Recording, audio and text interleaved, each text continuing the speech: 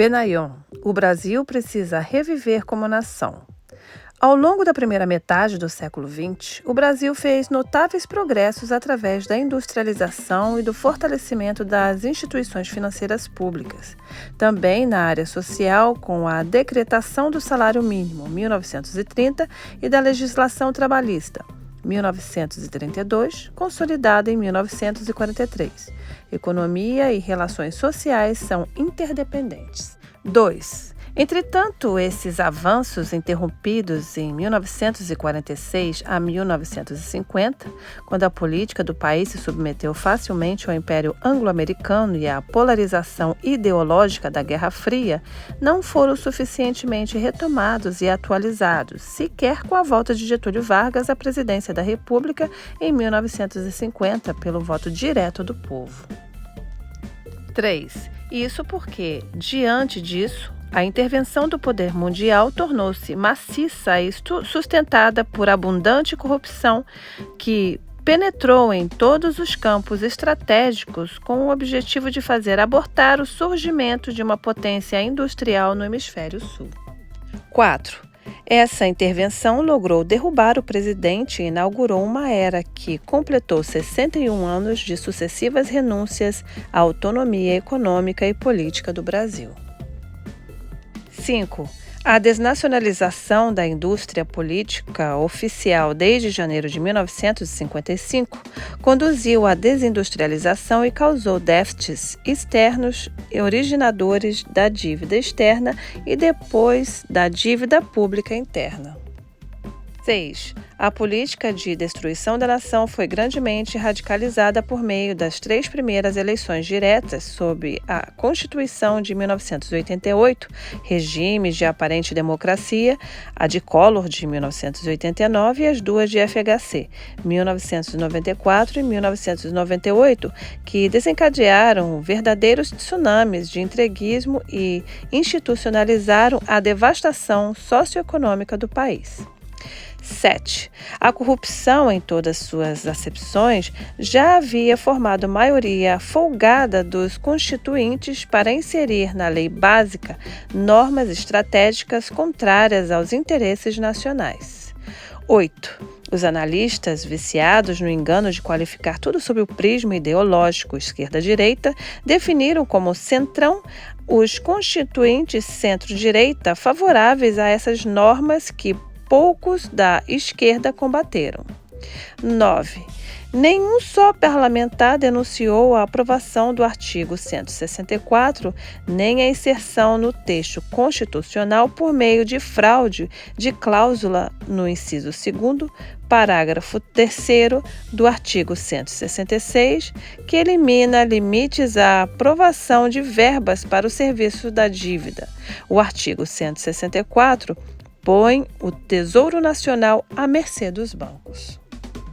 10. O peso do dinheiro concentrado e da mídia anti-brasileira nas eleições continuou a eleger congressos cada vez mais alheios aos interesses do país, a ponto de terem aprovado dezenas de emendas à Constituição, favoráveis aos concentradores financeiros estrangeiros e locais. 11. Ora, o processo de degradação econômica, política e cultural teve início nos anos 50, quando o Brasil não havia construído infraestruturas econômicas e social de país desenvolvido. 12. Pior, a maioria das que se implantaram após 1955 foi planejada em favor dos cartéis transnacionais, aqui instalados para obter lucros ilimitados da extração dos abundantes recursos naturais e do controle do mercado consumidor. 13. A de transportes já era deficiente e não foi corrigida, ficando ainda mais lastimável considerado o crescimento econômico ainda expressivo até o final dos anos 70, graças a estes fatores: inércia da industrialização anterior, crescimento demográfico, os fabulosos recursos naturais do país, haver até então recursos de monta para investimentos públicos, pois as finanças do Estado ainda estavam em processo de serem arruinadas pelo modelo dependente, causador das exações referentes ao serviço da dívida. 14. Como lembrou o professor de tecnologia Weber Figueiredo, o presidente Vargas, em 1950, dada a insuficiência de trens em face da demanda de passageiros, mandara ampliar o sistema ferroviário. Havia 676 trens e transportavam-se mais de 500 mil passageiros por dia. Hoje são 450 mil e pouco mais de 100 trens, muitos daquelas longínqua época. Numerosas conexões no interior foram suprimidas em São Paulo e outros estados. 15. Os transportes no Brasil retratam a situação de um país ao qual foi negada a permissão para desenvolver-se. Tudo serve aos cartéis transnacionais do petróleo, indústria automotiva. Predominam as rodovias, não há linhas de metrô que atendam minimamente a demanda das regiões metropolitanas. As principais ferrovias são as de natureza colonial. Transportam aos portos colossais quantidades de minério, Belo Horizonte, Vitória, Carajá, São Luís. 16. Onde houve desenvolvimento, houve uso intenso de aquavias, como os 5 grandes lagos que ligam os Estados Unidos, meio oeste, costa leste, Canadá. Inglaterra, França, Alemanha construíram densas malhas de rios navegáveis e canais. Em 1900, já tinham boas ferrovias e ainda as estendem e aperfeiçoam. A China constrói ótimas ferrovias e trens de alta velocidade em todo o seu extenso e acidentado território. 17. As ferrovias, para transportar matérias-primas minerais e agrárias, remetem ao modelo econômico que não valoriza os recursos naturais do país, nem os processa em indústrias de capital nacional, porque acabou com elas ao entregar ao mercado as transnacionais. 18. Esse modelo causa megacatástrofes irreparáveis, como a do rompimento das barragens de dejetos de Minas em Mariana, Minas Gerais, operadas pela Samarco, controlada pela transnacional anglo-australiana Billington, com participação da Vale.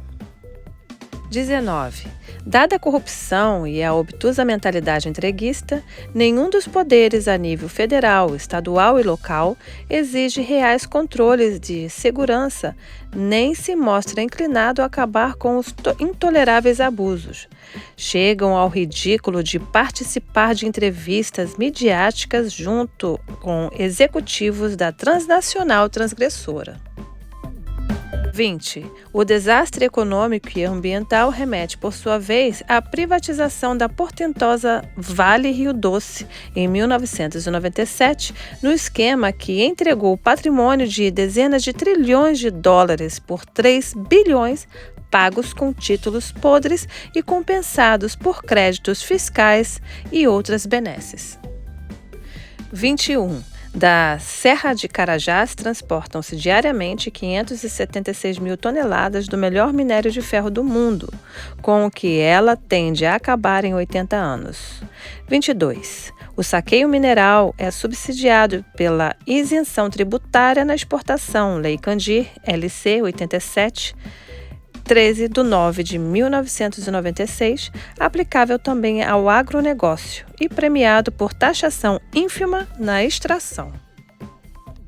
23. A CFEM, compensação financeira pela extração mineral, calculada sobre o líquido, a empresa transnacional arranja e superfatura despesas minimizar o faturamento bruto.